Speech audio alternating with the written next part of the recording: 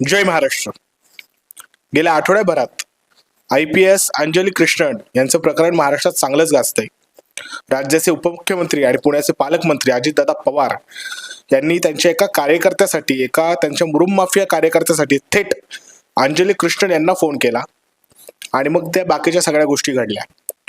आश्चर्य वाटलं की राज्याचे उपमुख्यमंत्री आणि पुण्याचे पालकमंत्री हे कार्यकर्त्याच्या प्रश्न करतात, थेट IPS अधिकाऱ्याला फोन करतात आणि कारवाई रोखण्याची मागणी करतात. तर दादांना या व्हिडिओच्या माध्यमातून मी एक मागणी करतोय.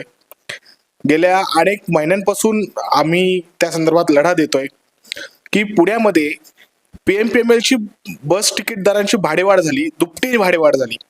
त्या संदर्भात PMPML ला आम्ही विविध प्रसार माध्यमांच्या माध्यमातून सांगण्याचा प्रयत्न केला की हे चुकीचं आहे, ही भाडेवाढ मागे घ्या, कमी करा किंवा रद्द करा. पण त्यावर काही झालं नाही. आणि त्याच्यानंतर म्हणजे तो धक्का कमी होता की काय काय माहिती, तर PMPML ने अचानकपणे जी पुष्पक शववाहिनी होती ती बंद केली. म्हणजे जी सर्वसामान्य पुणेकरांना अतिशय गरजेची होती ती शववाहिनी देखील त्यांनी बंद केली.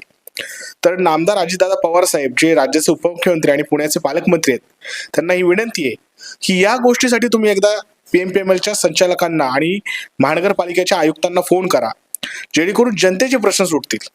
आम्ही काय वाळू माफिया नाही, आम्ही मुरुम माफिया नाही, आम्ही सर्वसामान्य कार्यकर्ते आहोत.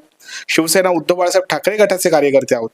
आम्ही वारंवार या गोष्टीसाठी पाठपुरावा करतोय, पण प्रशासन काय हालायला तयार नाही. उलट प्रशासन अत्यंत गुरमीमध्ये या संदर्भात उत्तर देते की आम्ही हे करणार नाही, आम्ही हे करू शकत नाही म्हणून. तर या संदर्भात तुम्ही याच्यात लक्ष घाला. पुण्याचे तुम्ही कारभारी आहात, तुम्हाला पुणे महानगरपालिकेमध्ये सत्ता हवी आहे.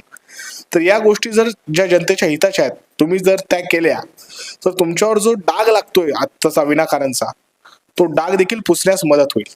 त्यामुळे PMPMLच्या संचालकांना फोन करून PMPMLची भाडेवाढ आणि पुष्पक शववाहिनी या दोन्ही गोष्टी, म्हणजे PMPMLची भाडेवाढ कमी करा आणि पुष्पक शववाहिनी ही पुन्हा एकदा चालू करा आणि मोठ्या प्रमाणावर चालू करा, एवढी विनंती. जय महाराष्ट्र.